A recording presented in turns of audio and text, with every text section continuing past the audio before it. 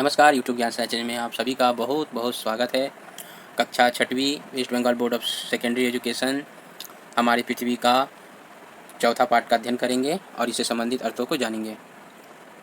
पृथ्वी की आवर्तन गति जो है, आवर्तन मतलब होता है उसके घूमने की गति, ठीक है, घूर्णन गति। अब हम लोग इसमें जानेंगे कि पृथ्वी किस तरह किससे घूमता है और उसके घूमने से क्या क्या होता है, वो सारे चीज़ों के बारे में हम इस पाठ में अध्ययन करेंगे।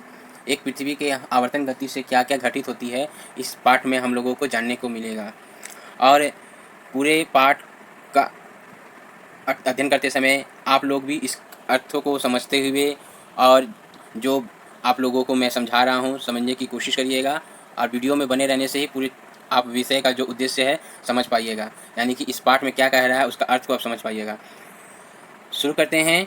मुख्य मुख्य चीज़ें जो दिए हुए हैं उनको भी अच्छी तरह से समझेंगे और बाकी जो है उन्हें हम केवल अध्ययन करेंगे, यानी कि पढ़ेंगे। शुरू करते हैं। जब तुम इस किताब को पढ़ रहे होगे तब तुम्हारे मन में यह बात होगी कि तुम एक स्थिर स्थान पर बैठे हो, लेकिन क्या तुम्हें पता है तुम्हारे पैर के नीचे पृथ्वी एक लट्टू की तरह प्रचंड वेग से अक्ष के चारों ओर लगातार घूम रही है, और पृथ्वी के साथ तुम भी इस महाशून्य में लगातार घूम रहे हो। तुम्हारे आसपास के पेड़, घर, रास्ता, मैदान, धान के खेत सब तुम्हारे साथ ही निरंतर घूम रहे हैं। यहाँ पर आप लोगों को क्या समझने को मिल रहा है कि हम पृथ्वी में तो रहते हैं, लेकिन पृथ्वी में रहते हुए हम ये नहीं समझ पाते हैं कि पृथ्वी के साथ हम भी घूम रहे हैं। यानी कि पृथ्वी की जो भी चीज़ें हैं सभी, पृथ्वी तो खुद घूमती रहती है, तो इसके साथ हम लोग भी घूमते रहते हैं और प्रचंड वेग से लट्टू की तरह घूमती है, ठीक है, अपने अक्ष पर। और आगे देखते हैं क्या बताया जा रहा है। हॉर्न बजाकर ट्रेन स्टेशन से बाहर निकली। रीना खिड़की से बाहर की तरफ देख रही है। सब कुछ उसे तीव्र गति से पीछे की ओर भागते नजर आ रही है। पेड़, घर, इलेक्ट्रिक पोस्ट इत्यादि। रीना की तरह ही क्या तुमने कभी सोचा है कि ऐसा क्यों होता है? बाहर के पेड़, घर इत्यादि क्या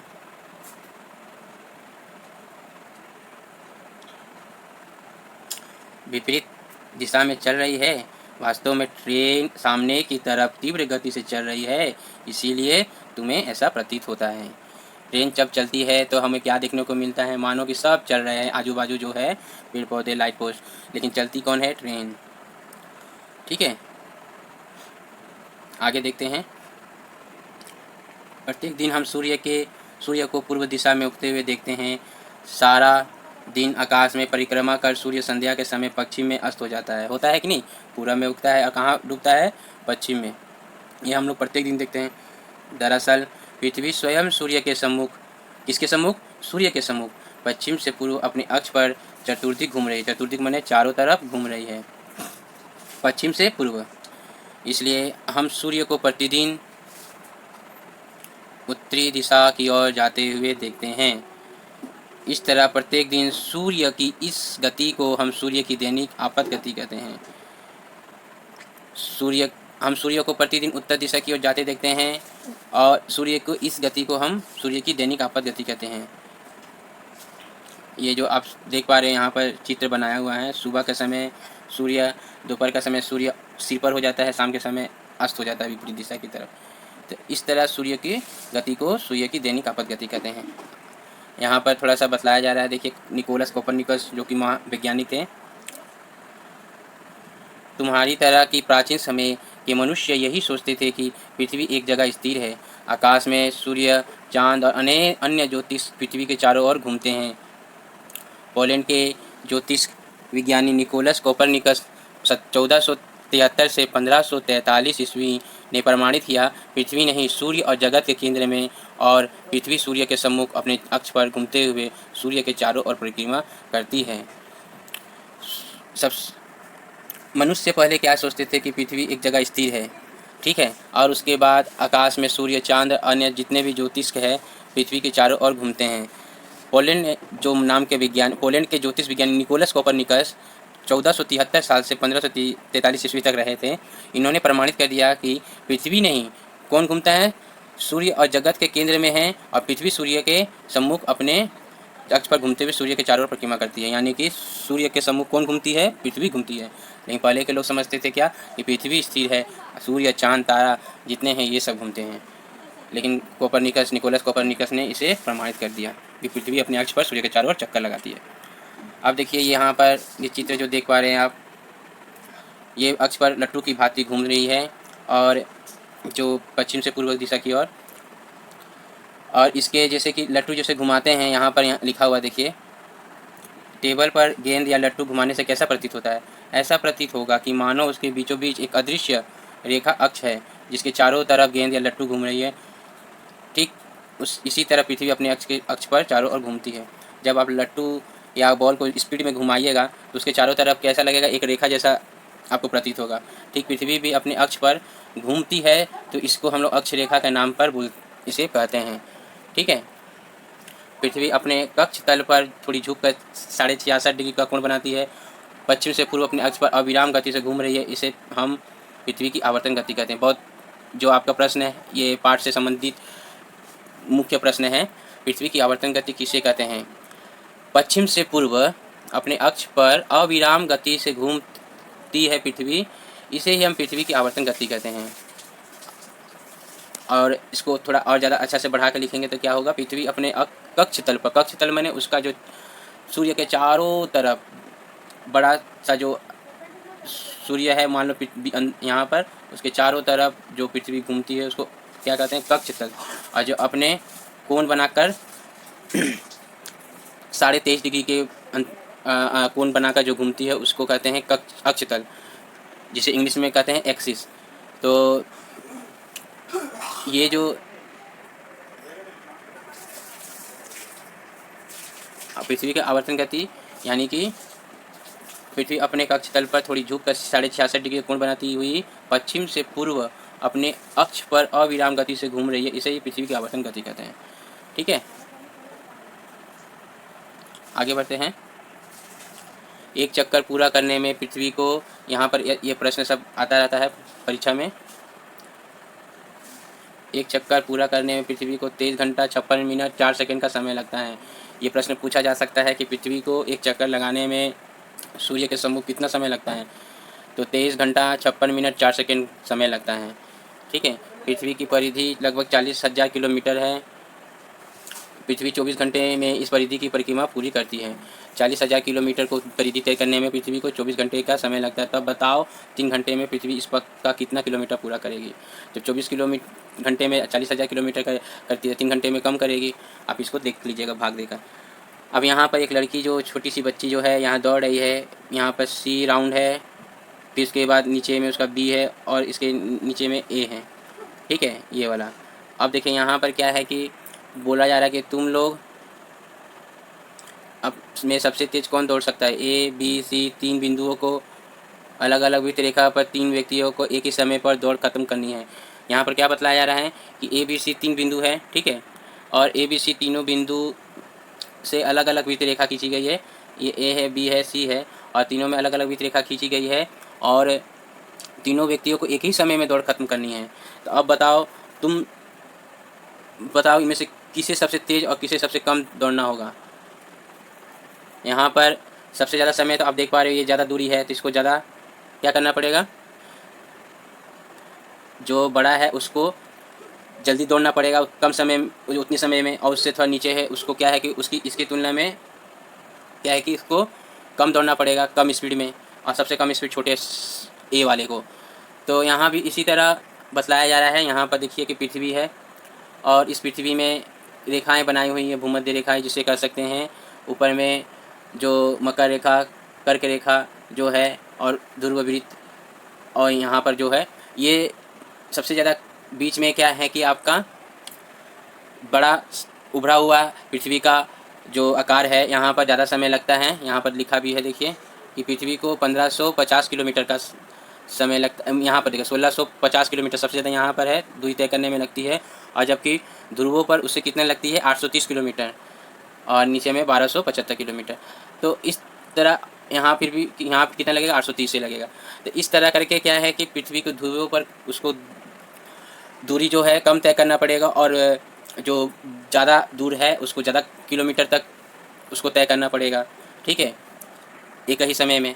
यहाँ भी वही बतलाया जा रहा है, पृथ्वी की अक्षांश रेखाएं भूमध्य रेखा से ध्रुवों की ओर क्रमशः छोटी होती जाती है, इसलिए पृथ्वी को एक बार घूमने में भूमध्य रेखा के पास अपनी गति सबसे तीव्र करनी होगी, क्योंकि इसका दूरी ज़्यादा है तो इसको और ज़्यादा जल्दी स्पीड में दौड़ना, माने स्पीड में घूमना पड़ेगा।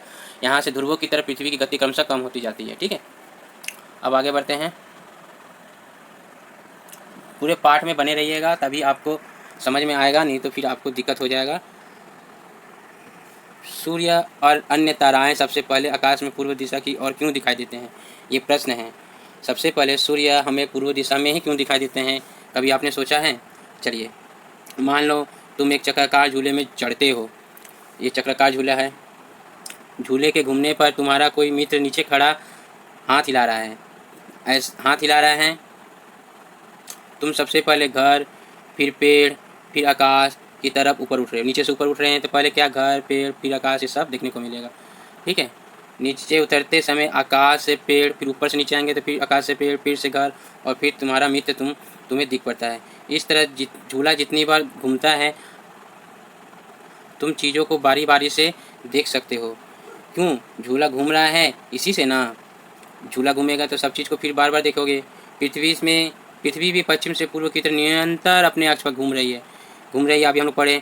इसलिए सूर्य और अन्य ताराएं हमें सबसे पहले पूर्व दिशा की ओर से आते हुए प्रतीत होता है। पृथ्वी पश्चिम से पूर्व की ओर घूमती है ना, तो पश्चिम से पूर्व की तरफ हमें पहले कौन सा पहले सूर्य और अन्य ताराएं हमें सबसे पूर्व दिशा की ओर आते हुए इसीलिए प्रतीत होता है।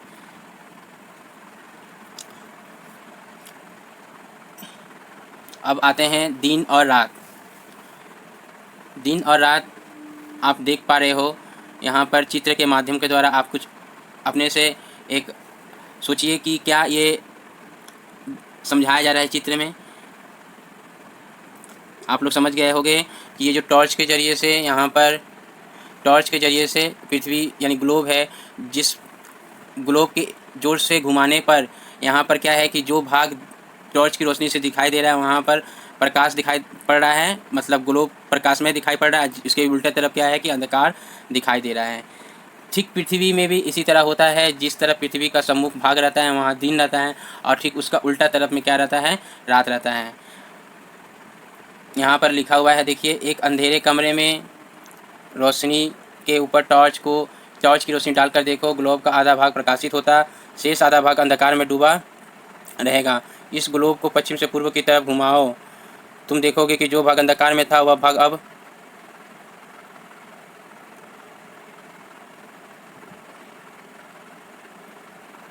डूब गया है। गोलाकार पृथ्वी का जो भाग सूर्य का सम्मुख रहता है वहाँ दिन और उसके विपरीत भाग रात रहता है, ठीक है, समझ में आ गया। अब आगे बढ़ते हैं।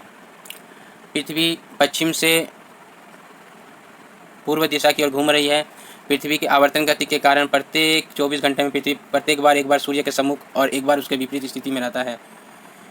आवर्तन गति माने घूमने के कारण, इससे वहाँ पर दिन और रात होता है, ठीक है। अंधेरे कमरे में ग्लोब पर टॉर्च का प्रकाश डालकर उसे धीरे धीरे घुमाओ, तुम्हें प्रकाश अंधकार को अलग अलग करने वाली एक स्पष्ट रेखा को देख सकोगे। इस रेखा के बराबर एक वृत्त रेखा बन जाती है, जिसे छाया वृत्त, लाइन ऑफ इल्यूमिनेशन कहते हैं। आप जब इसका प्रयोग करोगे ग्लोब में टॉर्च का प्रकाश जब दिखलाओगे अंधकार रूम में, तब उस समय क्या है कि अंधकार और प्रकाश के बीच एक लाइन सा बन जाता है, जिसको हम लोग छाया वृत्त कहते हैं, ठीक है। यही इस रेखा के बराबर एक वृत्त रेखा बन जाती है, जिसे छाया वृत्त, लाइन ऑफ इल्यूमिनेशन कहते हैं। अब उसके बाद आगे बढ़ते हैं। सूर्य के समय जब आँख खुलती है, माफ़ करिए, सुबह के समय जब आँख खुलती है तो सूर्योदय के पहले ही आकाश में हल्का प्रकाश का आभा दिखाई पड़ता है। पहले तो हल्का ही दिखाई देता है, फिर संध्या को देखोगे तो फिर सूर्य डूब जाने के बाद भी कुछ समय आकाश में प्रकाश दिखाई पड़ता है ना। सुबह जब उगते हैं तो क्या है कि अंधकार में रहता है, हल्का सा प्रकाश दिखाई देता है, और जब डूबता है तो पूरा अंधकार नहीं रहता है, थोड़ा सा प्रकाश दिखाई देता है। प्रकाश से अंधकार और अंधकार से प्रकाश आने में कुछ समय लगता है, ठीक है, जल्दबाजी में तो होता नहीं ना है। छाया वृत्त जिस समय पृथ्वी के जिस भूभाग से गुजरता है, धरती के जिस भूभाग से गुजरता है, उस समय वहाँ आकाश में सूर्य नहीं दिखाई पड़ता है, ठीक है। छाया के कारण वो वहाँ पर सूर्य का प्रकाश नहीं आ पाता है, लेकिन सूर्य का प्रकाश अवश्य देखा जा सकता है। सूर्यास्त के बाद संध्या के पहले का समय गोधूली कहलाता है। गोधूली कब कहलाता है? सूर्यास्त जब हो जाता है तो क्या होता है, अंधकार पूरा नहीं होता है, कुछ प्रकाश रहता है, इसको हम लोग क्या कहते हैं, गोधूली कहते हैं।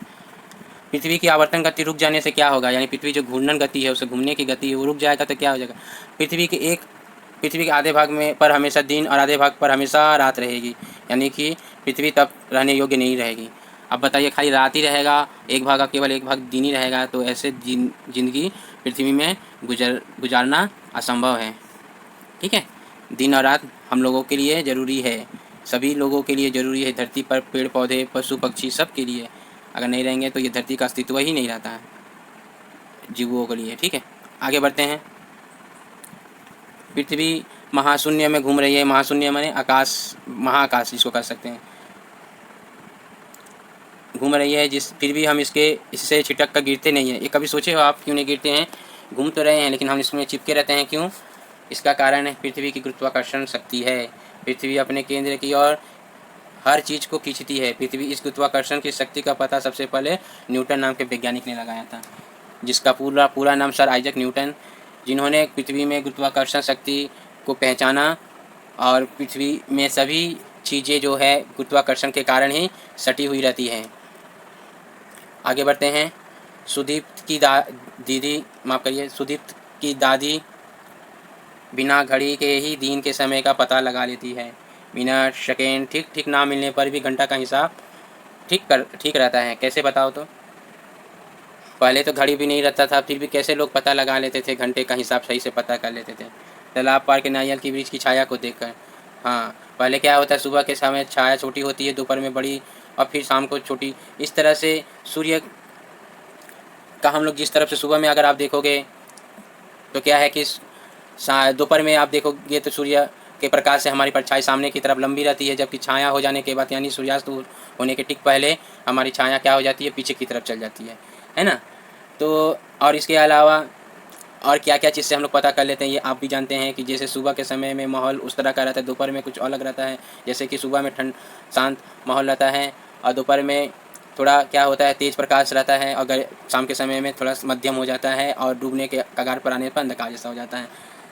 तो सूर्य के प्रकाश और परछाई देखकर पहले के लोग समझ लेते थे कि अभी कितना क्या हो रहा है समय। छत या किसी खुली जगह पर जहाँ सूर्य का प्रकाश अच्छी तरह आती हो, वहाँ एक स्थान निर्दिष्ट कर लो। हर घंटे में उस निर्दिष्ट स्थान पर खड़े हो जाओ, तुम्हारी छाया किस तरह पड़ रही है और कितनी लंबी है ध्यान दो। दिन में तुम्हारी छाया कितने बजे सबसे लंबी और कितनी सबसे छोटी है लिखो। ये आपको एक्सपेरिमेंट करने बोल रहे हैं, क्योंकि इससे आप पता लगा लीजिएगा कि किस समय कैसा परछाई और कहाँ दायाँ है कि बायाँ है कि पीछे है कि सामने है, इससे पता चल जाएगा। और नेक्स्ट दिन भी देखिएगा कि आपको उसी समय में इसी तरह का रहेगा परछाई। तो इस हिसाब से समय का हम लोगों को अंदाज़ा मालूम चल जाता है। अब आगे बढ़ते हैं। सूर्य की दैनिक आपात गति के साथ पृथ्वी पर समय आगे बढ़ता रहता है। पृथ्वी लगभग 24 घंटे में अपनी अक्ष के चतुर्दिक एक बार घूम जाती है। 1 घंटे के समय को 60 बराबर भागों में बांटने से 1 मिनट बनता है।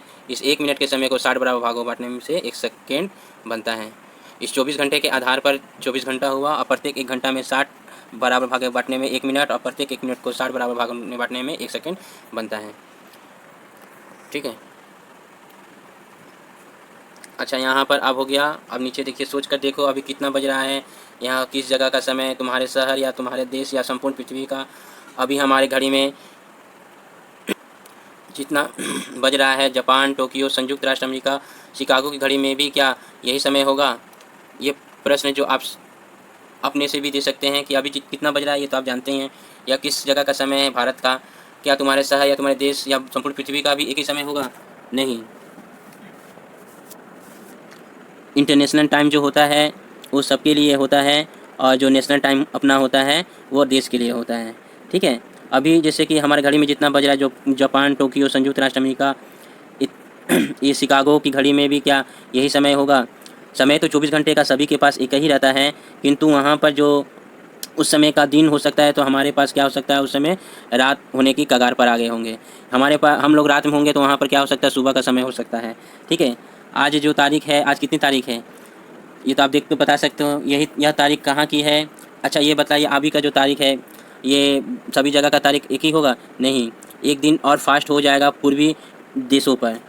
ठीक है, यहाँ आप लोग पढ़ने को मिलेगा, जानने को मिलेगा। तुम्हारे साथ तुम्हारे देश या पूरी पृथ्वी का कहाँ से तारीख शुरू होती है, अर्थात पृथ्वी पर ठीक किस स्थान से नए दिन की शुरुआत होती है। हम लोग जानते हैं कि नया तारीख जो होता है 12 बज जाता है रात का, उसके बाद से नया तारीख शुरू हो जाता है। ठीक है, और ठीक 12 बजने के पहले रात्रि का 11:59 में वही दिन रहता है पुराना वाला तारीख। ठीक है, अब यहाँ पर बतलाया जा रहा है कि तुम रात में कितनी देर सोते हो, तुम स्कूल के लिए कपड़े पहनकर तैयार होने में कितना समय लगता है, स्कूल के 100 मीटर दौड़ प्रतियोगिता में प्रथम विजयी ने कितनी देर में दौड़ पूरी की। इन प्रश्नों का उत्तर देते समय कहाँ घंटा, मिनट, सेकंड का व्यवहार करना है, ध्यान रखो। घंटा का इस्तेमाल, मिनट का इस्तेमाल और सेकंड का इस्तेमाल हम लोग हर जगह पर सबका अलग अलग समय पर करते हैं। अब जैसे कि कोई अगर दौड़ रहा है तो दौड़ने का हिसाब तो हम घंटे में नहीं लिख सकते हैं, उसको हम लोग क्या है कि सेकंड के हिसाब से लिख सकते हैं। ठीक है,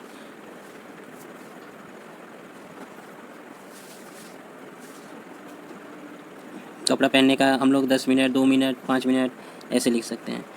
आगे बढ़ते हैं, यहाँ पर क्या लिखा हुआ है, विचित्र घटना के बारे में जानते हैं। फार्दिनांद मैगेलन और उनके साथियों ने 1511 ईस्वी में पृथ्वी के दक्षिणी क्षेत्र में अपना अभियान शुरू किया। अभियान खत्म कर जब 3 वर्षों के उपरांत वे अपने देश पहुँचे तो एक विलक्षण बात उन्होंने देखी। ठीक है, इन्होंने एक अभियान शुरू किया था 1519 ईस्वी में दक्षिण क्षेत्र में, और 3 वर्षों के उपरांत में 3 साल के बाद वे अपने देश पहुँचे और एक विलक्षण बात उन्होंने देखी, वह यह कि उनके बिताए दिनों के हिसाब से उनके देश का कैलेंडर नहीं मिल रहा है। अब इसका कैलेंडर उनको नहीं मिल रहा है, अर्थात उनके हिसाब से रखने में उन्हें उनसे कहीं कोई गलती नहीं हुई, तो फिर एक दिन कहाँ गई। ये बोल रहे हैं कि हम 3 वर्षों के बाद जब लौटे, हम तो समय समय का हिसाब रखे थे, अचानक एक दिन कहाँ चला गया, इनको समझ में नहीं आ रहा है। 3 वर्षों के बाद अपने देश लौटने पर तो पता क्या चला है, पृथ्वी 24 घंटे में पश्चिम से पूर्व एक बार चक्कर लगाती है, इसलिए सूर्य से पूर्व में उगता है। पृथ्वी के पूर्व दिशा में स्थित जगहों पर समय आगे चलता है, ऐसी ही पश्चिम दिशा की तरफ बढ़ने पर समय पीछे रहता है। सूर्य तो पूर्व में उगता है और पूर्व दिशा में जो जगह पड़ेगा वहाँ पर दिन आगे भागेगा, और उसी तरह जो पश्चिम दिशा की तरफ रहेगा वहाँ पर दिन पीछे की तरफ रहेगा। ठीक है, तो ये इसीलिए ऐसा वहाँ पर हुआ था, एक दिन आगे बढ़ गया था। 31 दिसंबर को शाम टीवी पर हम देखते हैं कि ऑस्ट्रेलिया 12 बजे पर बच जाने पर 1 जनवरी को खुशी में 9 वर्ष का आनंद मना रहा है। इस कारण यहाँ की ऑस्ट्रेलिया पृथ्वी के बिल्कुल पूर्व में स्थित है। इसी संयुक्त राष्ट्र अमेरिका में 31 दिसंबर को ही सुबह ही है। यहाँ पर क्या होता है कि 31 दिसंबर को शाम में टीवी पर हम देखते हैं कि ऑस्ट्रेलिया 12 बजे जाने पर 1 जनवरी की खुशी में 9 वर्ष का आनंद मना रहा है। हाँ, हम लोग 31 तारीख को ही देखते हैं कि विदेशों में पटाखा बजाना, उत्सव मनाना ये शुरू हो जाता है।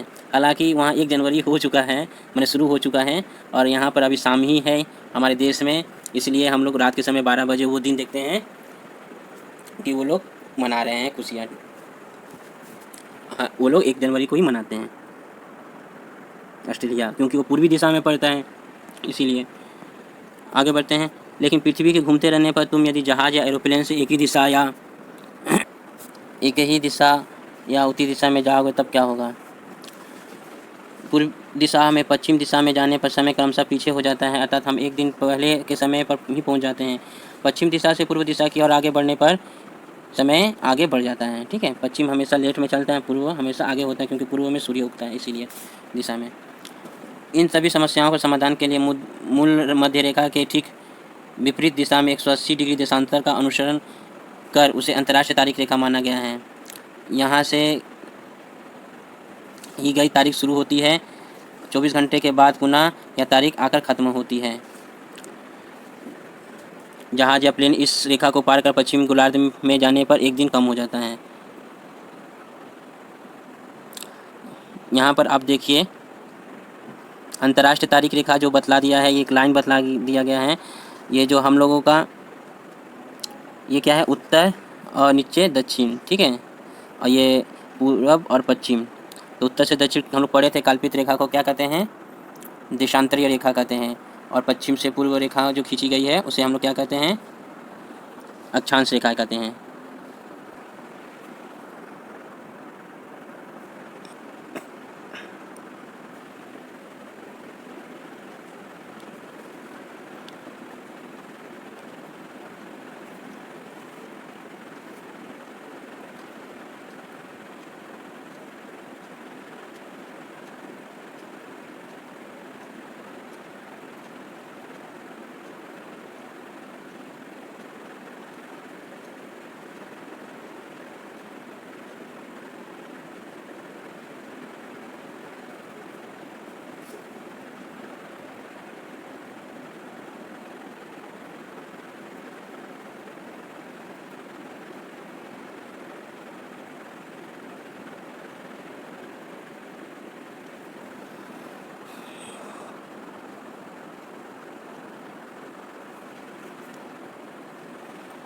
एक दिन आगे हो जाना माने ये पूर्वी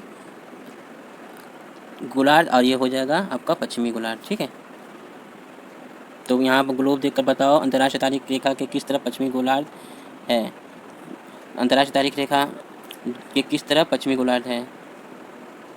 पश्चिमी गोलार्ध किस तरफ है, बाईं तरफ,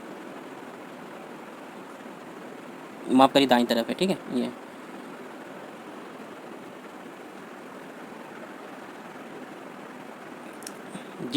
आगे बढ़ते हैं।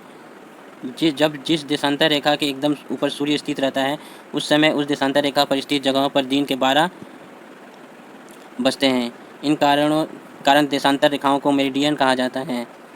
मेरिडियन लैटिन शब्द है जिसका अर्थ है मिड डे या मध्याह्न या दोपहर के 12 बजे से जो समय की गणना शुरू हो जाती है वह किसी स्थान का स्थानीय समय होता है। देशांतर के बदल जाने से स्थानीय समय लोकल टाइम भी बदल जाता है। एक देश के रेल यातायात एवं अन्य संपर्क व्यवस्था के क्षेत्र में एक समय निर्धारित न होने से अनेक समस्याएं हो सकती है। इसलिए देश के मध्य स्थित किसी देशांतर रेखा का स्थानीय समय सारे देश का मानक समय टाइम मान लिया जाता है। यहाँ पर बच्चों आपको बताया जा रहा है कि समय सबका 24 घंटे का ही रहेगा। अगर 24 घंटे में जो समय अगर मैं बोल रहा हूँ अगर 24 घंटे में यहाँ पर जैसे 6 बजा है तो आप विदेश में भी जाओगे तो 6 ही बजेगा, लेकिन आपका उस समय यहाँ पर जैसे कि यहाँ रात है तो वहाँ पर क्या हो सकता है, सुबह हो सकता है। अगर टाइम भी अलग दिन के हिसाब से होगा तो क्या हो जाएगा, पूरे डिस्टर्बेंस हो जाएगा, बहुत दिक्कत हो जाएगा। इसीलिए एक मानक समय यानी स्टैंडर्ड टाइम मान लिया गया है और वहाँ का देशांतर के बदल जाने से स्थानीय समय लोकल टाइम में बदल जाता है। 12 बजे एक पहर का होता है, दोपहर आपका 12 बजे मतलब कि 12 घंटे का समय और फिर दूसरा 12 घंटे का, मैंने 12 24 घंटे को हम लोग 2 भागों में बांट दिए हैं। ठीक है, यहाँ पर बताया जा रहा है कि मेरिडियन किसे कहते हैं। जब किसी देशांतर के रेखा के एकदम ऊपर इस सूर्य स्थित रहता है उस समय देशांतर रेखा पर स्थित जगह पर दिन के 12 बजते हैं।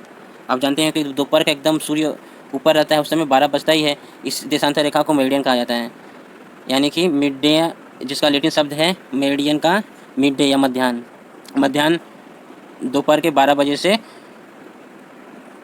जो समय की गणना शुरू की जाती है वह किसी स्थान का स्थानीय समय होता है। देशांतर के बदल जाने से स्थानीय समय लोकल टाइम भी बदल जाता है। ठीक है, आगे बढ़ते हैं। भारत के 82 डिग्री 30 पूर्व देशांतर का स्थानीय समय पूरे देश का मानक समय है। ये जो याद रखिएगा, भारत का 82 डिग्री 30 पूर्वी देशांतर का समय पूरे देश का मानक समय है। एक बतला दिया गया है सभी देशों का अपना अपना देशांतर के हिसाब से समय, जिसके हिसाब से 24 घंटे में ही सब ठीक कर दिया गया है। रेल स्टेशन एयरपोर्ट पर अधिकांश 24 घंटे की घड़ी व्यवहार की जाती है। इससे रात के 3 का समय दिखाने के लिए 3 आवर्स और दोपहर के 3 का समय दिखाने के लिए 15 आवर्स बनाया जाता है। ठीक है,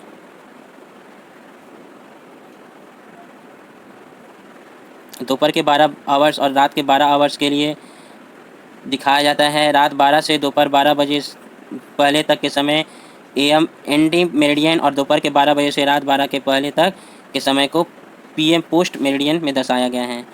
प्रातः 3 AM कहने से हम लोग 3 बजे और 3 PM कहने से दोपहर के 3 बजे का समय लगाते हैं।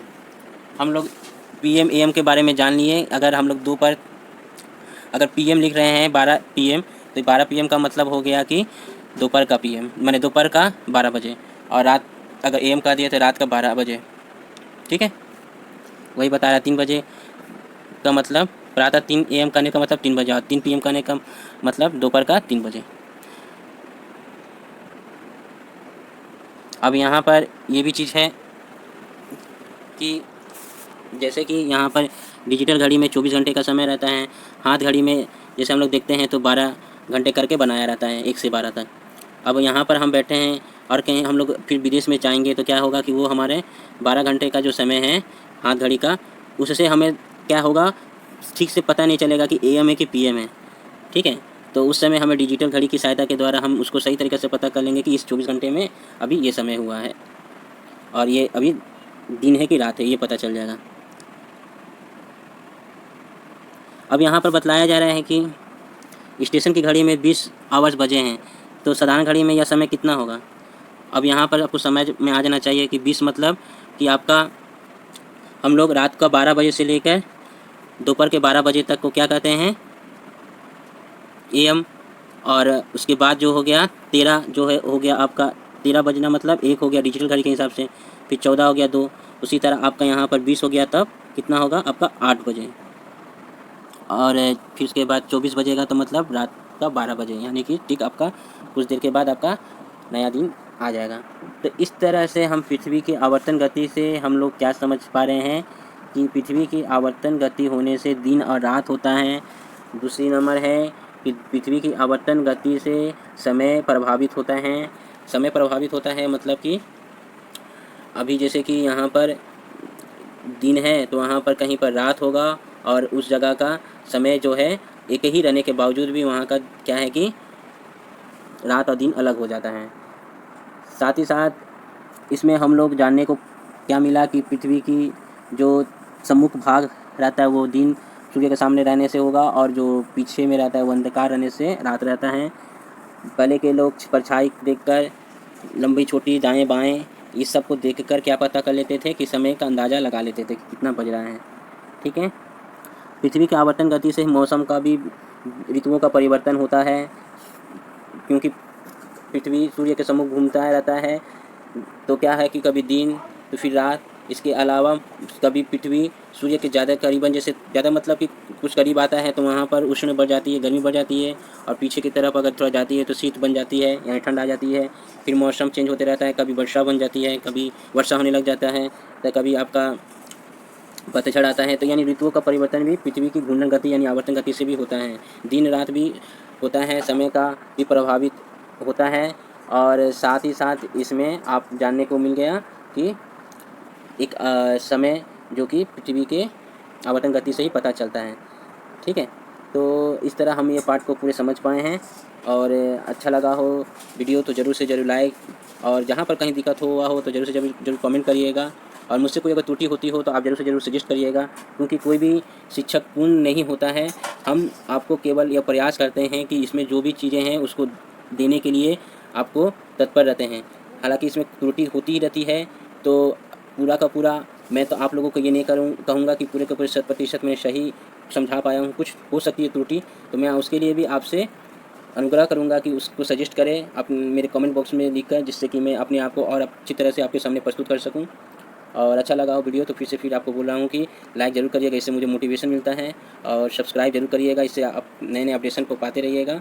और शेयर करिएगा जो भी दोस्त आपके पढ़ाई करते हो वेस्ट बंगाल बोर्ड से या अन्य बोर्ड से भी पढ़ाई करते हो, तो दिन रात जो आवर्तन गति पृथ्वी की होती है उसके बारे में समझ पाएंगे। बहुत बहुत धन्यवाद पूरे वीडियो को देखने के लिए।